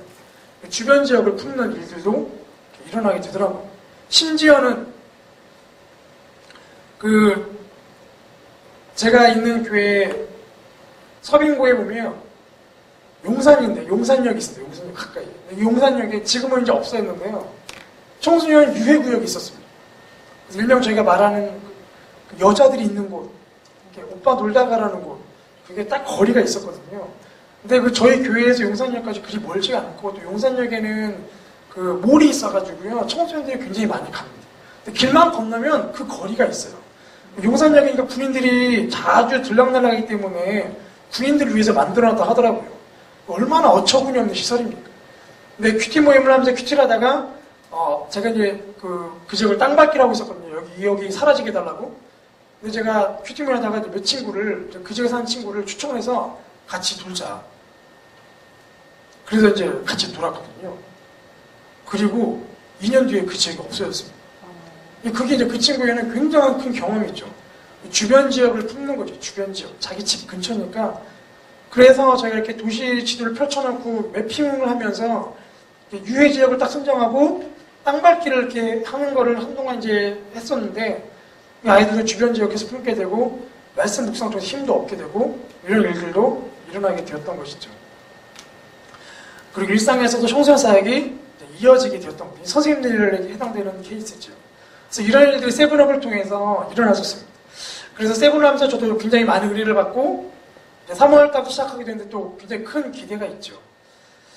세븐업을 저희가 이제 진행표는 그 책자에 보시면 나와 있는데요. 보통 저희가 그렇게 진행을 했습니다. 6시 45분에 미리 좀 모여서 자리를 좀 확보하고 기도회를 하고 학생들 앞에서 환영을 하는 게 되게 중요하더라고요. 학생보다 늦게 가면 애들 먼저 와 있고 막 늦었다. 이것보다는 좀 먼저 와 있어서 어서 와 이렇게 하는 것. 또 뭐 담당자셔서 자리를 맡게 하고 이런 식으로. 그래서 환영을 하고 7시 시작되면 뭐 기도를 하고 찬양은 할 때도 있고 안 할 때도 있고 왜냐면 사람들이 많이 있는 곳에서 찬양을 할 수는 없잖아요. 그래서 짧게 찬양하거나 아니면 안 하고 기도하고 그리고 이제 본문을 읽고 배경을 좀 짤막하게 설명해주고 이제 묵상을 하고 나눔하고 식사하고 학교를 등교하는 겁니다. 거진한 뭐 50분 내에 모든 게 이루어져야 하는 건데요. 처음에는 막 급박한 마음에 막 하게 됐는데 하다 보니까 자리가 잡히게 되니까 나중에는 이제 아이들도 사실 처음에 하면 학교 등교 시간 때문에 사실 막 조마조마하거든요. 그래서 제가 몇 번이나 핸드폰으로 알람 맞춰놨다. 알람 울리면 기도하는 거야 무조건. 그 시간 뭘 하든지 알람 울리면 기도하는 거야. 그러고 가는 거야. 나중에 이제 좀 적용되니까 아이들이 이제 편하게 묵상하고 나눔이 길어지더라고요. 무조건 이제 알람 울리면 끝! 자, 그리고 이제 기도하고 이제 무조건 갔는데요. 이렇게 하면서 짧지만 아이들에게도 사실 뭐 일찍 일어나는 부담도 있지만요. 그 50분이라는 시간이 한 주 한 주 진행되다 보면 조금씩 그 아이들의 삶이 바뀌고 또 아까 보여줬던 그런 일들이 일어나게 되었습니다. 근데 이제 이건 이제 세븐업이고요. 저희가 또 한 가지 고민이었던 건 사실 세븐업은 하는 애들만 하거든요. 아까 말씀드린 파레토 지금 20%의 애들만 참석합니다. 80%는 그냥 놔둬야 하냐. 전체로 하면 사실 80%는 안 하거든요. 그럼 80% 어떻게 할 것이냐. 이런 고민을 하다가 라인업이라는 걸 만들었는데 이거는 토요일 아침 9시에 교회에 모이는 겁니다. 소그룹별로 모이는 거거든요. 그래서 만약 소그룹 10개 소그룹 있으면 예배 시간에 말미에 제비뽑기를 해가지고 다음 주 토요일부터 2개 소그룹씩 교회 와서 9시부터 10시 반까지 큐티 모임하고 간단한 간식 먹고 학원 가기. 그래가지고 제비를 뽑고 돌아가면서 소그룹이 오는 거거든요. 선생님들이 힘듭니다. 토요일날 쉬고 싶고. 그런데 아이들 데려서 한 번 큐티를 하고 나면 제가 주일날에는 소그룹 시간이 이제 짧거든요. 공간이 늘 부족하다 보니까 소그룹 시간이 길어야 뭐 30분? 짧으면 15분이면 사실 뭐 그 시간에 아이들이 무슨 얘기를 나누겠습니까? 한 선생님이 뭐 8명의 아이들이 있는데 너 어떻게 살았어? 아이들 이야기를 한 번씩 듣고 2분만 지나도 소그룹 끝이거든요. 그래서 선생님들에게 소그룹에 부족한 거를 채우려면 토요일날 아이들 데리고 나와야 한다. 그래서 토요일날 라인업을 시작을 했습니다. 그렇게 해서 아침 9시에 모이면 찬양하고 그 다음에 잠깐 큐티하는 방법을 아까 했던 거 설명을 하고 같이 전체 큐티를 쭉 진행을 하고 나눔은 소그룹별로 그리고 이제 간식 준비해서 간식 먹고 그렇게 했는데요. 그렇게 하다 보니까 저희가 이제 우리 친구들 같은 경우에 10시 끝나면 가야 하는데 안 가요. 더 있고 싶은 겁니다. 그러니까 선생님들이 처음에는 힘들게 나왔는데 애들하고 이야기를 나누다 보니까 한 애하고 이 말이 터지면 그 애랑 더 이야기하고 싶은 거죠. 그래서 막 12시까지 있다가 짜장 먹고 집에 가기도 하고 학원 막 째기도 하고 막 그러더라고요. 그렇게 해서 선생님들 안에 좀 부족했던 소그룹을 좀 채우는 효과도 있었습니다. 근데 이제 이것을 좀 기획을 할 때 저희들이 고민하다가 이거를 하고 싶은 소그룹만 하게 되면 선생님도 안 하고 애들도 안 하는데 모든 소그룹이 한다라고 분위기를 만들어 버리면 선생님들 안에도 부담이 덜하고 선생님이 아이들에게 말할 때에도 야 나와라 이게 아니라 야 다 하는 거야. 야, 이번 주에 우리 반이야 나와야 돼. 말할 수 있는 힘도 생기고 그래서 모든 우리 부서 한다라는 분위기를 만드는 게 중요하고 그 다음에 매주 참여할 소그룹을 선정을 하는 겁니다. 이 선정도 제가 여러 번 하다가 나중에는 이제 사다리 타기를 정했습니다. 사다리를 앞에다가 크게 그려놓고 전체 뽑아가지고 사다리를 아예 막 선정해가지고 재밌게 해가지고 애들이 막 야 우리 반 걸려서 막 와 비명 터지고 그런데 나와요. 좋아서 이렇게 재밌게 선정하기도 하고 그 다음에 큐티를 배울 수 있는 강의를 좀 짧게 준비해서 간략하게 좀 설명하고 그리고 또 참여에 따른 시상도 합니다.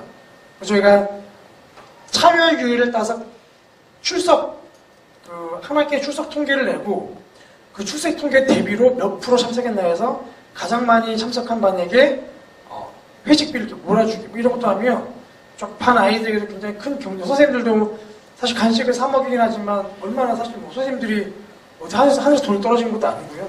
그렇게 선생님들이 격려되고 이런 효과들도 있었습니다. 그래서 나인업은 짜보니까 뭐 저희 같은 경우에는 한 학기에 딱 2번 나오게 되더라고요. 한 학기에 2번. 한 번 모이게 되면 효과가 없는 것 같고요. 2번, 3번 할 수 있도록 사다리를 좀 짜고 한 주에 소그룹을 짜보니까 선생님들한테도 한 학기에 2번, 아니면 3번 정도 나오게 되면 선생님들 안에서 내성이 생겨가지고요.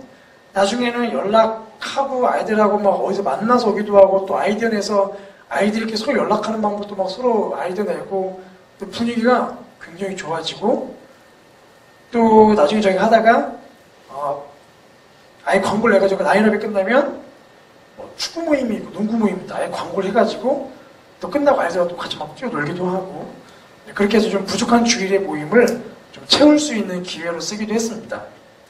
마지막 한 가지는 이제 주일 예배인데요. 설교 주제하고 소그룹을 연결하는 겁니다.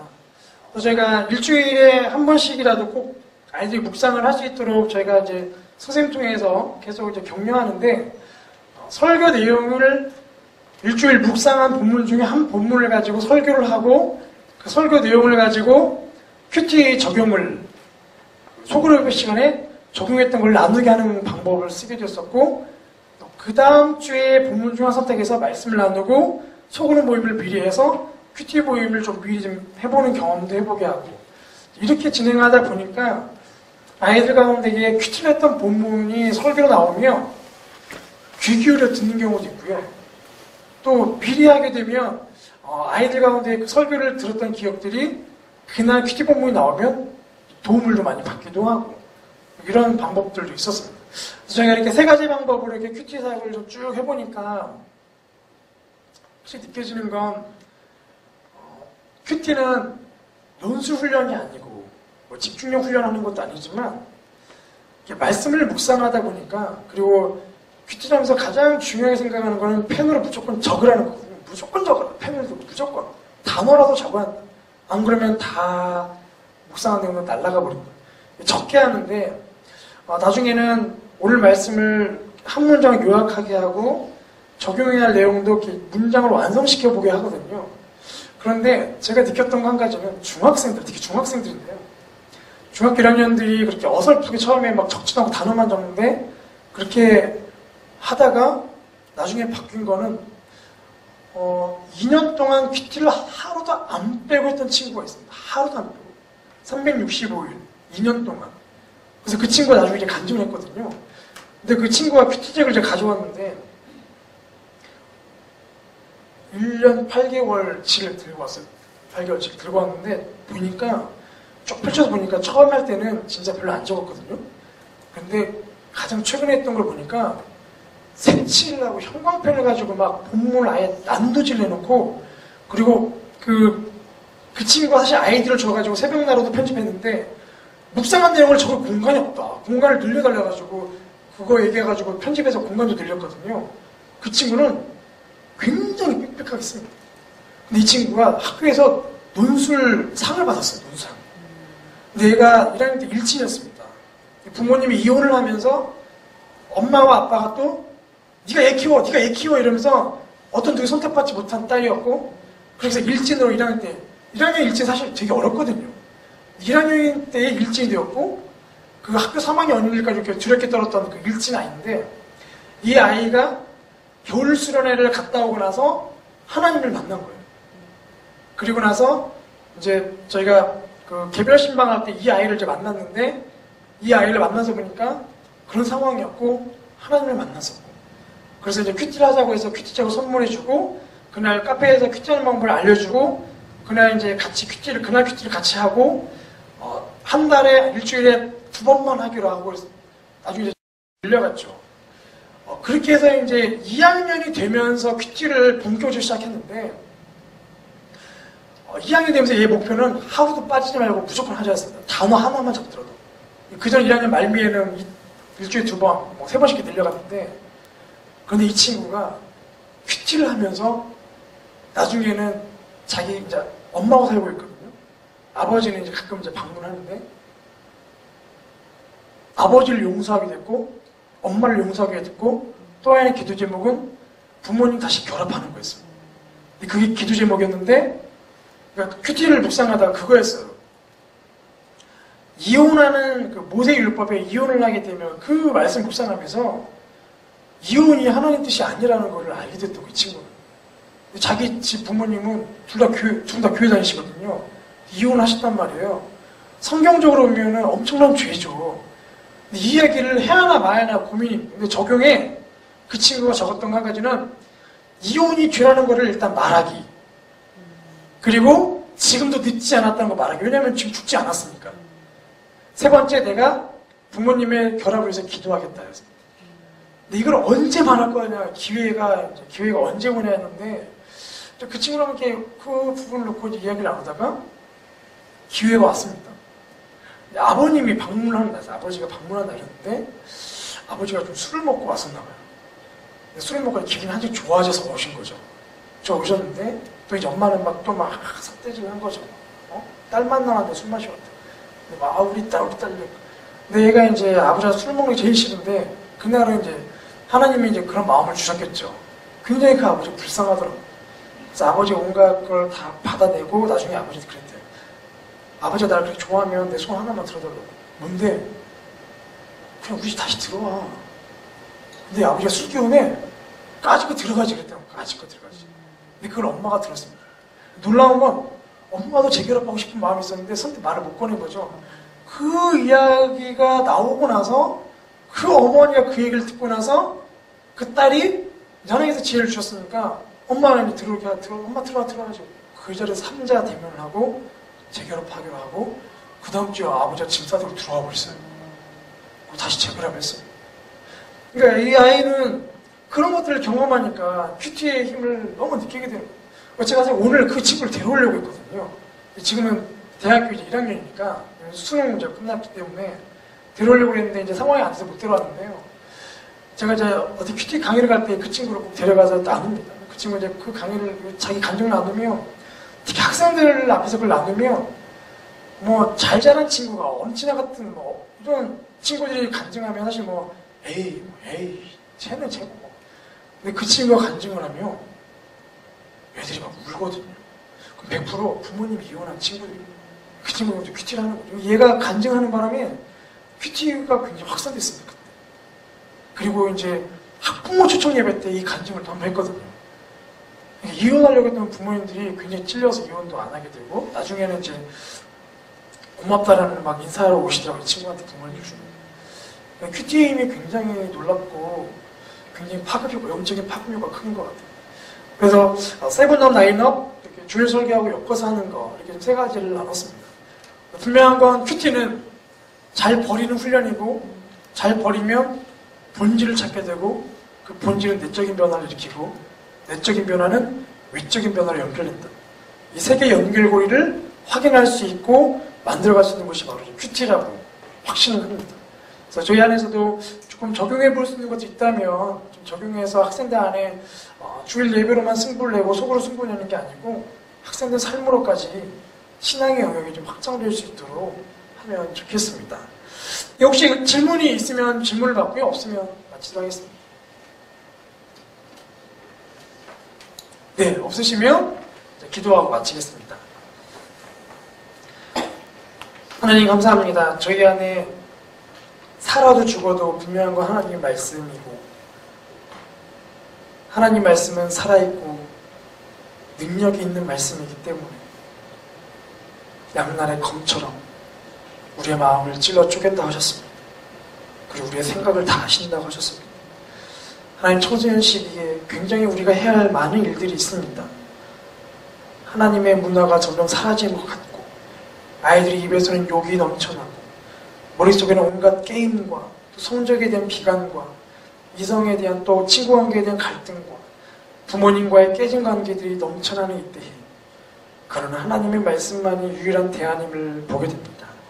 하나님, 어떻게 하면 이 말씀이 우리 친구들에게 꿀송이처럼 달게 느껴질 수 있을까? 여러 가지 고민들을 나눴습니다. 하나님, 저희 안에 이 말씀을 묵상하고 청소년들의 삶이 변화되는 것을 제가 경험할 수 있도록 저희 선생님들에게 또 저희들에게 리더십들에게 은혜를 주시고, 그래야 저희 안에 청소년 사역들이 정말로 보람이 있고 이전 세대와 다음 세대를 연결하는 놀라운 다리임을 저희가 경험하기를, 그리하여서 앞으로도 이 귀한 사역에 동참하는 청소년 사역자들이 생기기를 소망합니다. 성령 하나님, 저희를 인도하여 주시옵소서. 예수님의 이름으로 기도합니다. 아멘. 네, 감사합니다.